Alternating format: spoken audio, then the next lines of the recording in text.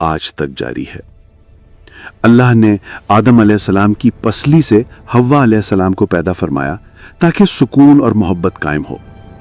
انہیں جنت میں رکھا گیا، صرف ایک درخت سے روک دیا گیا، لیکن شیطان نے وسوسہ ڈالا اور دونوں سے غلطی ہو گئی۔ پھر انہیں زمین پر بھیج دیا گیا جہاں آزمائشیں ہیں، محنت ہے، دکھ ہے اور پھر توبہ بھی ہے، اور اللہ نے ان کی توبہ قبول فرما لی۔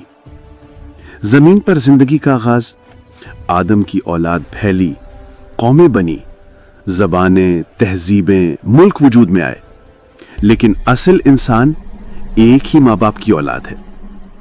نبیوں کا سلسلہ، اللہ نے انسانوں کی ہدایت کے لیے نوح علیہ السلام، ابراہیم علیہ السلام، موسیٰ علیہ السلام، عیسیٰ علیہ السلام اور آخر میں محمد صلی اللہ علیہ وآلہ وسلم کو بھیجا۔ وہی دین، وہی دعوت، وہی سچائی۔ محمد صلی اللہ علیہ وآلہ وسلم نے دین مکمل کیا اور دلوں میں ایمان کی روشنی پیدا کی۔ سیدنا عمر فاروق کا ذکر، عمر فاروق کی رائے بارہا وحی کے مطابق ثابت ہوئی۔ اذان ہو، حجاب ہو یا معاشرے کے اہم فیصلے، اللہ نے ان کے دل میں حق بتارا۔ منافقوں کا ذکر، عبداللہ بن ابی، ظاہری مسلمان، باطن میں دشمن۔ جب وہ مر گیا تو قرآن نے کہا کہ منافقوں کے لیے مغفرت نہ مانگو۔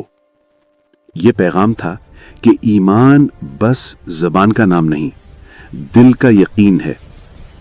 آج بھی شیطان موجود ہے، آج بھی گمراہی آسان ہے، آج بھی نفس غالب آ جاتا ہے۔